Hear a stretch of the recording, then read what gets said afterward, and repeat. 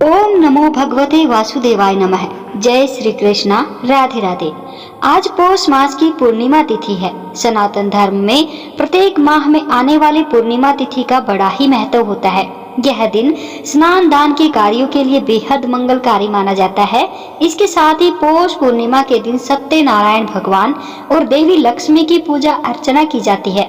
इस दिन पूर्णिमा का व्रत भी रखा जाता है और शाम को चंद्रदेव को अर्घ्य दिया जाता है। मान्यता है कि ऐसा करने से जीवन में धन, सुख, समृद्धि और बरकत आती है। इस साल पौष पूर्णिमा के दिन से ही प्रयागराज में महाकुंभ मेले की शुरुआत हो रही है। पौष पूर्णिमा के दिन कुछ विशेष कार्यों का करना बेहद शुभ होता है। आज मैं आपको सुना रही हूँ पौष पूर्णिमा की बड़ी ही दुर्लभ कथा।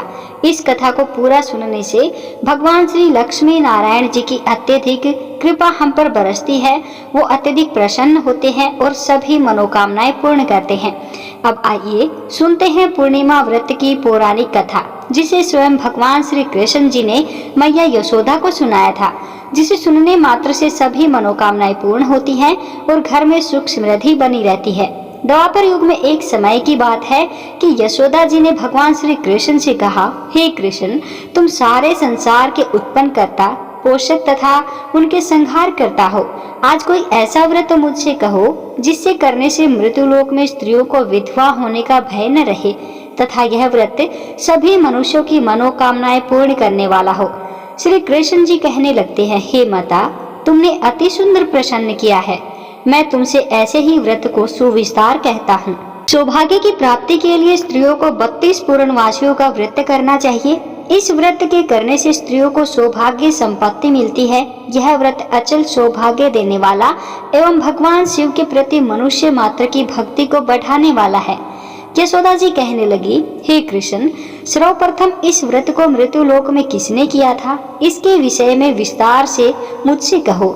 श्री कृष्ण जी कहने लगे, इस भूमंडल पर एक अत्यंत प्रसिद्ध राजा, चंद्रहास से पालित अनेक प्रकार के रत्नों से परिपूर्ण कातिका नाम की एक नगरी थी।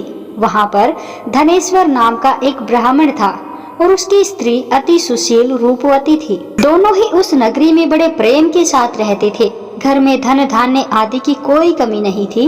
उनको एक बहुत बड़ा दुख था, वो ये था कि उनको कोई पुत्र नहीं था, यानी कि उनकी कोई संतान नहीं थी। इस दुख से वह अत्यंत दुखी रहते थे। एक समय एक बड़ा तपस्वी योगी उस नगरी में आया। वह योगी उस ब्राह्मण के घर को छोड़कर अन्य सब घरों से भिक्षा लाकर भोजन किया करता था। रूपवती से वह कभी भी भिक्षा नहीं लिया करता था। उस योगी ने एक दिन रूपवती से भिक्षा न लेकर किसी अन्य घर से भिक्षा लेकर गंगा किनारे जाकर भिक्षात्र को प्रेम पूर्वक खा रहा था कि धनेश्वर ने योगी का यह सब कार्य किसी प्रकार से देख लिया। अपनी भिक्षा के अनादर से दुखी होकर धनेश्वर योगी से बोला, महात्मन, आप सब घरों से भिक्षा लेते हैं परंतु मेरे घर की भिक्षा कभी भी नहीं लेते, इसका कारण क्या है? योगी ने कहा कि निसंतान के घर की भीख पतितों के अन्न के तुल्य होती है और जो पतितों का अन्न खाता है वह भी पतित ही हो जाता है। क्योंकि तुम निसंतान हो, अतः पतित हो जाने के भय से मैं तुम्हारे घर की भिक्षा नहीं लेता हूँ। धनेश्वर यह बात सुनकर अपने मन में बहुत ही दुखी हुआ और हाथ जोड़कर योगी के पैरों पर गिर पड़ा तथा आर्द्र भाव से कहने लगा, हे महाराज, यदि ऐसा है तो आप मुझको पुत्र प्राप्ति का उपाय बताइए। आप सर्वज्ञ हैं, मुझ पर कृपा अवश्य ही करेंगे आप। धन की मेरे घर में कोई कमी नहीं है, परंतु मैं पुत्र न होने के कारण अत्यंत दुखी हूँ। आप मेरे इस दुख का हरण करें, आप सामर्थ्यवान हैं। यह सुनकर योगी जी कहने लगे, हे ब्राह्मण, तुम चंडी की आराधना करो। घर आकर उसने अपनी स्त्री से सब वृत्तांत कहा और स्वयं तप के निमित्त वन में चला गया। वन में जाकर उसने चंडी की उपासना की और उपवास किया। चंडी ने 16वें दिन उसको स्वप्न में दर्शन दिया और कहा, हे धनेश्वर, जा तेरे पुत्र होगा, परंतु वह 16 वर्ष की आयु में ही मृत्यु को प्राप्त हो जाएगा। यदि तुम दोनों स्त्री पुरुष 32 पूर्णवासियों का व्रत विधि पूर्वक करोगे तो वह दीर्घायु होगा। जितनी तुम्हारी सामर्थ्य हो आटे के दिए बनाकर शिव जी की पूजन करना, परंतु पूर्णवासी को 32 हो जाने चाहिए। प्रातः काल होने पर इस स्थान के समय भी तुम्हें एक आम का वृक्ष दिखाई देगा। उस पर तुम चढ़कर एक फल तोड़कर शीघ्र अपने घर चले आना।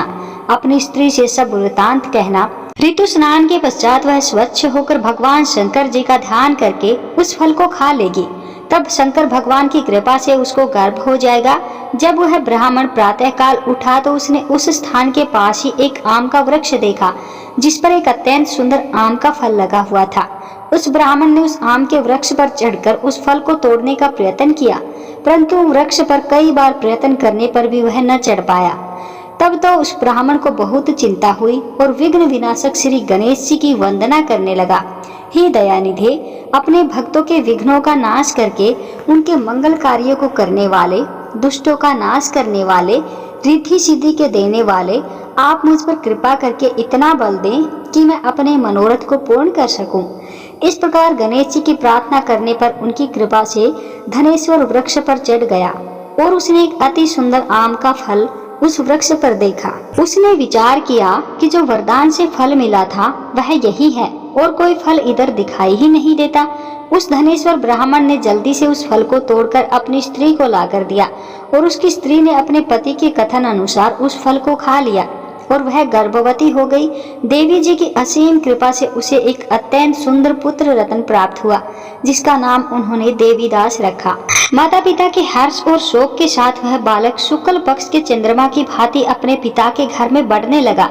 भवानी की कृपा से वह बालक बहुत ही सुंदर, सुशील और विद्या पढ़ने में बहुत ही निपुण हो गया। दुर्गा जी की आज्ञा अनुसार उसकी माता ने 32 पूर्णवासी का व्रत रखना आरंभ कर दिया, जिससे उसका पुत्र बड़ी दीर्घायु वाला हो जाए। 16वां वर्ष लगते ही देवीदास के माता पिता को बड़ी ही चिंता हो गई कि कहीं उनके पुत्र की इस वर्ष मृत्यु न हो जाए। इसीलिए उन्होंने अपने मन में विचार किया कि यदि यह दुर्घटना उनके सामने हो गई तो वे कैसे सहन कर सकेंगे। उन्होंने देवीदास के मामा को बुलाया और कहा कि हमारी इच्छा है कि देवीदास 1 वर्ष तक काशी में जाकर विद्या अध्ययन करे और उसको अकेला भी नहीं छोड़ना चाहिए। इसीलिए साथ में तुम चले जाओ और 1 वर्ष के पश्चात इसको वापस लौटा लाना। सब प्रबंध करके उसके माता पिता ने काशी जाने के लिए देवीदास को एक घोड़े पर बैठाकर उसके मामा को उसके साथ कर दिया। किंतु यह बात उसके मामा या किसी और को नहीं कही कि धनेश्वर ने संपत्ति अर्थात यानी अपनी पत्नी के साथ अपने पुत्र की मंगल कामना तथा दीर्घायु के लिए भगवती दुर्गा की आराधना और पूर्णवासियों का व्रत करना आरंभ कर दिया। इस प्रकार बराबर 32 पूर्णमासी का व्रत पूरा किया। कुछ समय पश्चात एक दिन वह दोनों मामा और भांजा मार्ग में रात्रि बिताने के लिए किसी ग्राम में ठहरे हुए थे। उस दिन उस गांव में एक ब्राह्मण की अत्यंत सुंदरी, सुशीला, विदुषी और गुणवती कन्या का विवाह होने वाला था। जिस धर्मशाला के अंदर वर और उसकी बारात ठहरी हुई थी, उसी धर्मशाला में देवीदास और उसके मामा भी ठहरे हुए थे।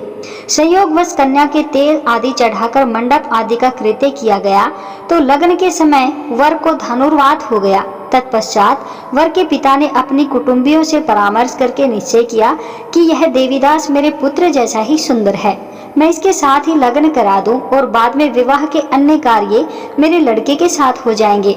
ऐसा सोचकर वह देवीदास के मामा से जाकर बोला कि तुम थोड़ी देर के लिए अपने भांजे को हमें दे दो, जिससे विवाह के लगन तक सब कृत्य सुचारू रूप से हो सके।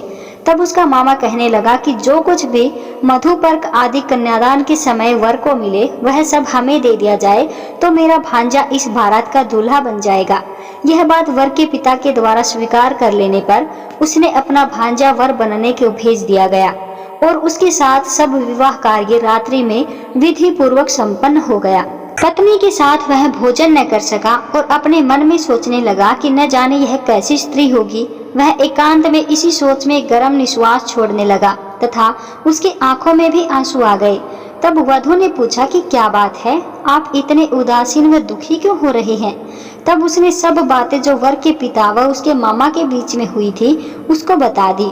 तब कन्या कहने लगी कि यह ब्रह्म विवाह के विपरीत कैसे हो सकता है। देव, ब्राह्मण और अग्नि के सामने मैंने आपको ही अपना पति बनाया है, इसीलिए आप ही मेरे पति हैं। मैं आपकी ही पत्नी रहूंगी, किसी अन्य की कदापि नहीं। तब देवीदास ने कहा, ऐसा मत करिए क्योंकि मेरी आयु बहुत थोड़ी है, मेरे पश्चात आपकी क्या गति होगी। इन बातों को अच्छी तरह विचार लो। परंतु वह दृढ़ विचार वाली थी, बोली कि जो आपकी गति होगी वही मेरी गति होगी। हे स्वामी, आप उठिए और भोजन करिए, आप निश्चय ही भूखे होंगे। इसके बाद देवीदास और उसकी पत्नी दोनों ने भोजन किया तथा शेष रात्रि वे सोते रहे। प्रातःकाल देवीदास ने अपनी पत्नी को 3 नगों से जुड़ी हुई एक अंगूठी दी, एक रुमाल दिया और बोला, हे प्रिय, इसे लो और संकेत समझकर स्थिरचित हो जाओ। मेरा मरण और जीवन जानने के लिए तुम एक पुष्प वाटिका बना लो, उसमें सुगंधी वाली एक नव मल्लिका लगा लो, उसको प्रतिदिन जल से सिंचा करो और आनंद के साथ खेलो कूदो तथा उत्सव मनाओ।